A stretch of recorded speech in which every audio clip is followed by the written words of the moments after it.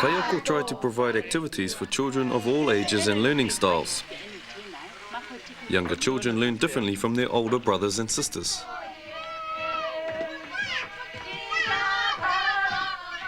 Wairua is a tactile learner. She needs opportunities to play with clay, water and collage materials. At the painting easel, she loves to feel and taste the paint. For the boisterous 3-year-olds, the trampoline is a favourite.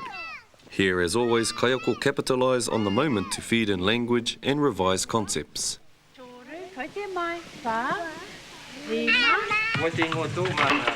The sandpit too is a great place to extend children's vocabulary.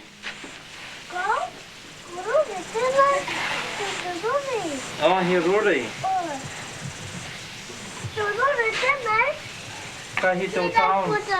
With a white coat. While the regular activities like sand play, water play, art activities and carpentry are available at all times, Kayako plan new activities for each kaupapa. This morning, the whānau is reenacting the separation of Ranginui and Papa Tuanuku with the children.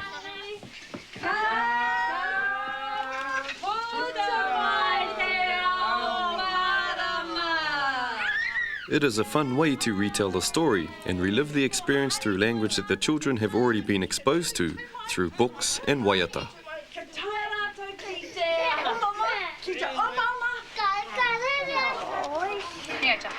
On one of the walls, the children are making a mural about the kaupapa. The children enjoy the process of creating, and there's plenty of opportunity here for discussion around the kaupapa.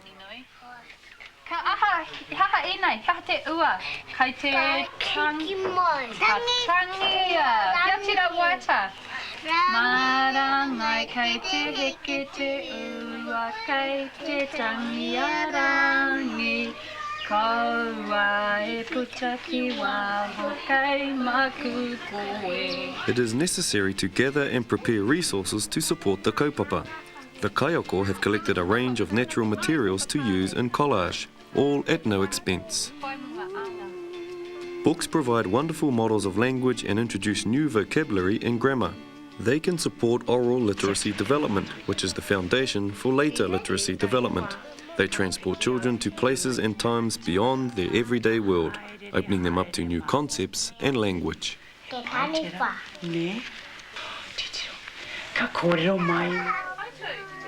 At this kohanga, Kayako supplement what's available by making their own books using photographs and adding text. Sometimes there are no resources in Māori, so this enables Kayako to be creative in providing the appropriate resources for the children.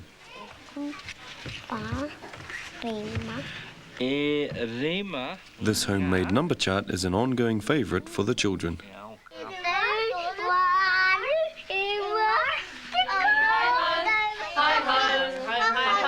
Going on trips provides new stimulus and opportunities. It is important that the children experience te reo Māori out in the community, so that the language comes alive and is not restricted to the kohanga. Whenever possible, Kayako include trips in their planning.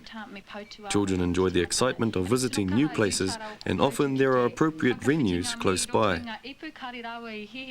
For the kaupapa of Rangi and Papa, there was discussion about the details of the trip to the lakeside. Each child will take a plastic bag so that they can gather the rubbish and they can learn to distinguish between those things that threaten and those that can be returned to Papa Tuanuku, like leaves and so on. The